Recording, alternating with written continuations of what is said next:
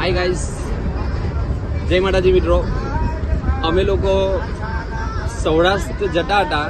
આમ તો વિડીયો સ્ટાર્ટિંગથી બનાવવાનો હતો, પણ વરસાદે પથારી ફેરવી કાઢી. હવે અમે અહીંથી જઈ રહ્યા છીએ દીવ, સારંગપુર, રાજપરા, બગુડા ને બગદાણા થઈ ને હવે સીધા નીકળીએ છીએ દીવ. હવે આમાં કેવું હતું કે પ્લાનિંગ છે ને અમારી ટીમના એટલા બધા ડેન્જર હતા ને કે કપડાં તો તમે છે ને બેગ ભરી ભરીને લાવેલા હતા, પણ કરવો હું કે વરસાદમાં છે ને આ બસ એક તો છે ને એટલી રાહી આવી ગયેલી છે ને કે પાણી તો છે ને ખોખે ખોખે ગળતું છે.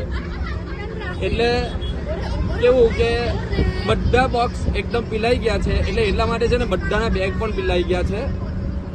તો હવે કપડાં પહેરવા માટે જ નથી, તો હવે દીવ જઈને છે ને બધા 150-150 રૂપિયાવાળા કપડાં લેવાનું કહેતા છે કે 50 રૂપિયાવાળા રેનકોટ.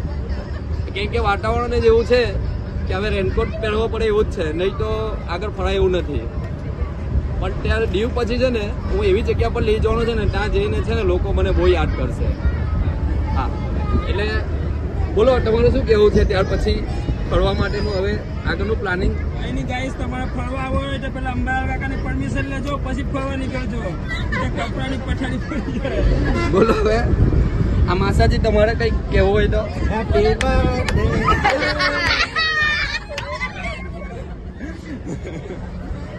ચાલો, આ સાઈડ તો બર્થડે પણ આવી ગઈ છે. હવે ખૂબ આભાર તમારો. ચાલો અને બોલો. ખૂબ ખૂબ આભાર તમારો.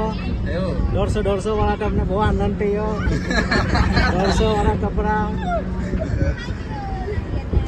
આ અમારી બસ છે, એની હાલત છે જોઈ લો. આ બસ નથી લાગતું, કચરાનો ઢેર છે એવું લાગતું છે. એટલે જ્યારે પણ અમે ફરવાનું પ્લાનિંગ કરીએ ને ત્યારે પથારી જ ફેરવાઈ જતી છે. આમાં કોણ રીઝન તે ખબર નથી કે નયા વગર આવતું છે. કેમ કે અમે જયારે આગળનો વ્લોગ હતો એક સાપુતારાનો, તે પર પણ આવું જ થયેલું. અમારે રેનકોટ પહેરીને ફરવું પડલું. આગળનો વિડીયો અમે તમને દીવ જઈને બતાડશું. Good bye.